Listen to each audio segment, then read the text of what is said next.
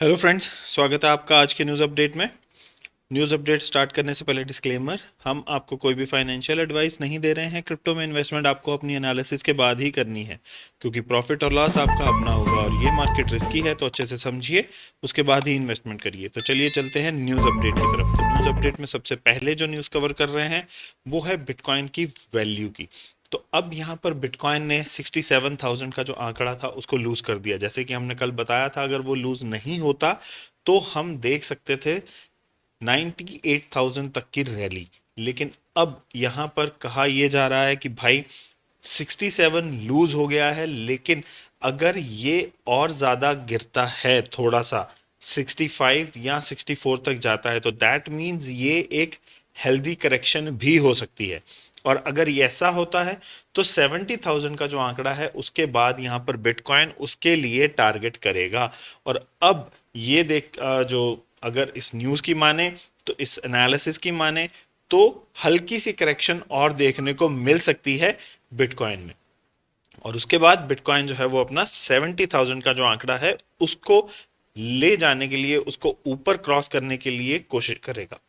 अगली न्यूज यहाँ पर, ह्योबी ने यहाँ पर अपनी जो सर्विसेज हैं वो सिंगापुर से भी बंद करने के लिए अनाउंसमेंट जो है वो कर दी है। उनके अकॉर्डिंगली 31 मार्च 2022 तक जितने भी सिंगापुर के सिटीजन्स हैं उनकी जो भी एक्टिव पोजीशंस हैं वो उनको क्लोज करनी पड़ेंगी, और उसके बाद से वो सिंगापुर में भी अपनी सर्विसेज जो है वो प्रोवाइड नहीं करवाएंगे। ये अनाउंसमेंट उन्होंने करी है चाइना से अपना जो बिजनेस है उसको एग्जिट करने के बाद। वो अब सारा का सारा जो अपना सेटअप है उसको गिब्राल्टर जो है जगह, वहां पर लेके जाने वाले हैं। ह्योबी गिब्राल्टर जो है वो अब उनका जो एक तरीके से हेडक्वार्टर्स हैं या जो भी आप समझ लें वो हो जाएंगे। चाइना से उन्होंने अपना सारा जो काम है वो अब बंद करने का प्लान आउट कर लिया, और 31 दिसंबर तक वो अपना सारा काम चाइना से जो है वो बंद कर देंगे, क्योंकि चाइना में क्रैकडाउन के चलते ये सारा जो उनका प्लान आउट था वो उन्होंने किया है। अगली न्यूज़ यहाँ पर रिपल की तरफ से। रिपल ने एक लिक्विडिटी हब जो है वो यहाँ पर लॉन्च किया है। ये लिक्विडिटी हब जो है वो उन्होंने लॉन्च किया है सो दैट कि जितने भी फाइनेंशियल फर्म्स हैं वो अपने कस्टमर्स को क्रिप्टो करेंसी की ट्रेडिंग के फीचर्स प्रोवाइड कर सकें। तो दैट मीन्स कि कोई भी फाइनेंशियल कंपनी जिसके पास फाइनेंस के राइट्स हैं वो इस लिक्विडिटी हब को यूज करके क्रिप्टो ट्रेडिंग्स की जो सर्विसेज हैं उसको ऑफर कर सकती हैं अपने कस्टमर्स को। और ये उन्होंने लॉन्च किया है मेनली, उन्होंने देखा है कि भाई जितने भी इंस्टीट्यूशंस हैं, जितने भी बड़े बड़े फाइनेंशियल इंस्टीट्यूशंस हैं, अगर उनको ये लिक्विडिटी हब वो प्रोवाइड करवा देते हैं तो वो क्रिप्टो की ट्रेडिंग जो है उस चीज को वो ऑफर कर सकते हैं अपने क्लाइंट्स को, जो ऑलरेडी उनके पास क्लाइंट्स हैं। तो इससे होगा क्या, इससे बेनिफिट रिपल को भी होगा, और रिपल के साथ साथ उन कंपनीज को, उन फर्म्स को, फाइनेंशियल फर्म्स को भी बेनिफिट होगा जो इस लिक्विडिटी हब को यूज करके क्रिप्टो की ट्रेडिंग प्रोवाइड करवा सकती हैं अपने क्लाइंट्स को। तो ये बेनिफिशियल है रिपल के लिए भी। अगला न्यूज यहाँ पर पोल्का डॉट का। पोल्का डॉट की प्राइस जो है वो कंटिन्यूसली हाई जा रही है। उसका रीजन यहाँ पर पोल्का डॉट की ऑक्शन।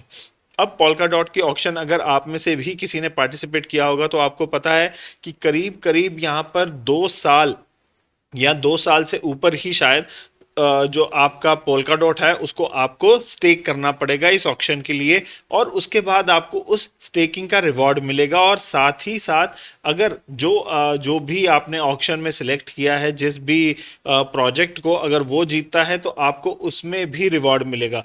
तो ये एक डबल रिवॉर्ड लेने के लिए बहुत सारे डॉट्स जो हैं वो स्टेक किए गए हैं, और इतने लंबे टाइम के लिए स्टेक किए गए हैं। तो उससे हुआ ये है कि पोल्का डॉट की जो सर्कुलिंग सप्लाई है वो कम हो गई है, जिसकी वजह से पोल्का डॉट का जो वैल्यू है वो बढ़ रहा है। और इसी के चलते यहाँ पर डॉट जो है वो काफी बढ़िया गेन कर रहा है, और आने वाले टाइम पर भी ये गेन उसका कंटिन्यू रहेगा, क्योंकि अभी जो स्टेकिंग है या ये कहें कि जो ऑक्शन है वो अभी लाइव ही है।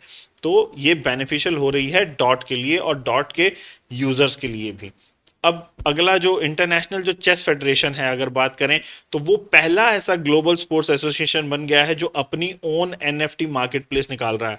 अब उनका कहना है कि एनएफटी मार्केट प्लेस जो है वो बहुत बढ़िया चीज है, और बाकी जितनी भी एनएफटी मार्केट प्लेसेस हैं वो गेन कर रही हैं बढ़िया से, और इस वजह से इसका जो एक पोटेंशियल देखते हुए उनको लगता है कि वो अपनी ही मार्केट प्लेस को लॉन्च कर रहे हैं, किसी और की मार्केट प्लेस के ऊपर अपने एनएफटी कलेक्टिबल्स नहीं दे रहे हैं, वो अपनी अलग से ओन मार्केट प्लेस एनएफटी की लॉन्च कर रहे हैं, जिसमें सारे के सारे जितने भी आइकॉनिक मैच मोमेंट्स होंगे उनकी एनएफटी बनाई जाएगी, जो कलेक्टिबल्स होंगे यहाँ पर चेस के रिगार्डिंग वो उस वहां पर एनएफटी कलेक्टिबल्स के तौर पर दिए जाएंगे, या चेस रिलेटेड आर्ट जो होंगी वो। तो ये एक बड़ा स्टेप है, एक पूरी फाउंडेशन जो है चेस की वो अपनी ही एनएफटी मार्केट प्लेस जो है उसको लॉन्च कर रही है। इसके लिए उन्होंने एक फर्म का यूज किया है, टॉन लैब्स।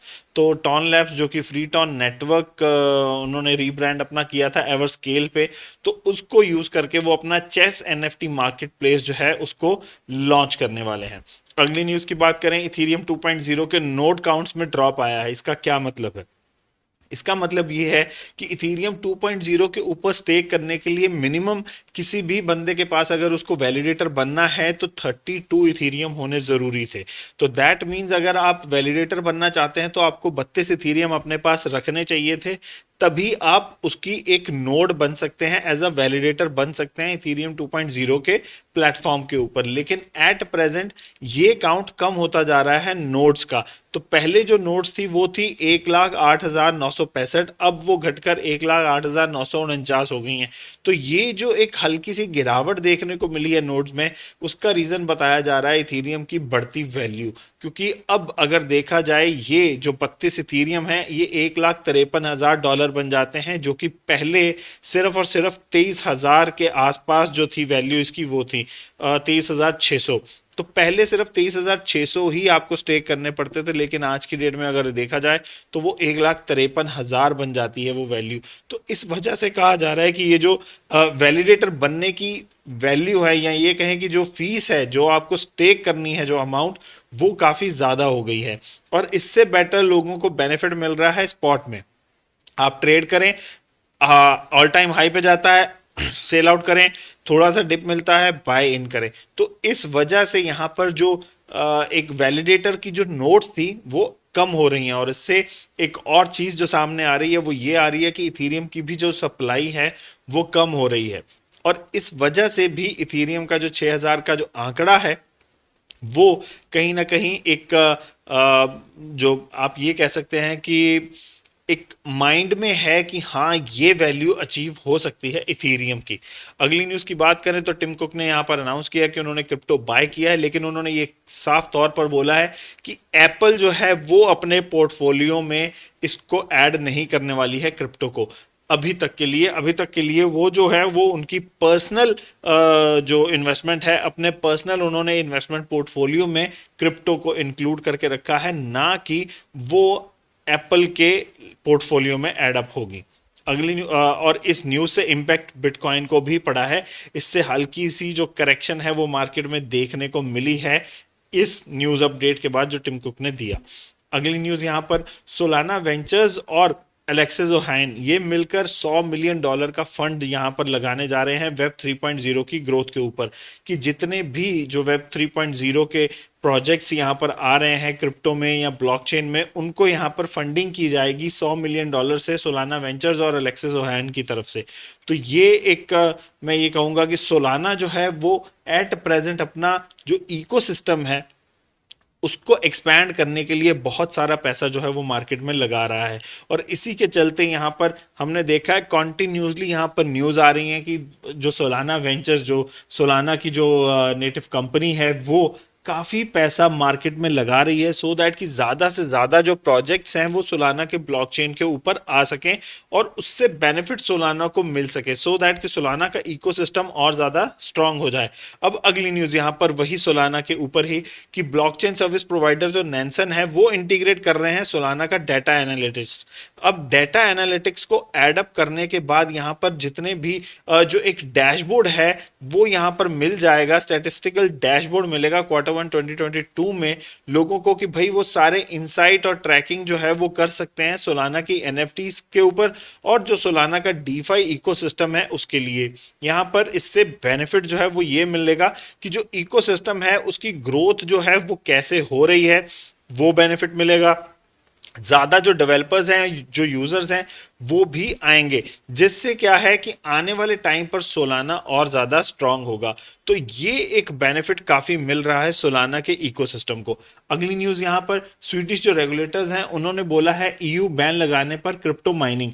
तो वो चाहते हैं कि जो प्रूफ ऑफ वर्क जो माइनिंग है उसके ऊपर बैन लगाया जाए, और बैन सिर्फ उस पर लगाया जाए कि जो वो नॉर्मल इलेक्ट्रिसिटी यूज करके बना रहे हैं, माइनिंग कर रहे हैं प्रूफ ऑफ वर्क की, उसके ऊपर। वो चाहते हैं कि रीन्यूएबल एनर्जी को यूज किया जाए या ऐसी एनर्जी को यूज किया जाए जिससे जो क्लाइमेट या जो वेदर है उसको नुकसान ना हो। तो इसलिए उस तरीके पर बैन लगाया जाए प्रूफ ऑफ वर्क को माइनिंग करने का, जहां पर वो डायरेक्ट इलेक्ट्रिसिटी की सप्लाई हो रही है और कार्बन एमिशन हो रही हैं। लेकिन इसके अगेंस्ट में यहाँ पर जो पावर कंपनीज हैं वहां की, ईयू की, उनका कहना है कि इससे कोई ज्यादा बेनिफिट जो है वो होने वाला नहीं है, उल्टा इससे ज्यादा नुकसान नहीं होगा। क्योंकि जो क्रिप्टो की माइनिंग की जो फर्म्स हैं वो अगर हमारे इलेक्ट्रिसिटी को यूज कर रहे हैं तो वो उसके साथ साथ यहाँ पर ऐसी चीजें भी कर रहे हैं जिससे कि क्रिप्टो के जो माइनिंग है उसके अगेंस्ट में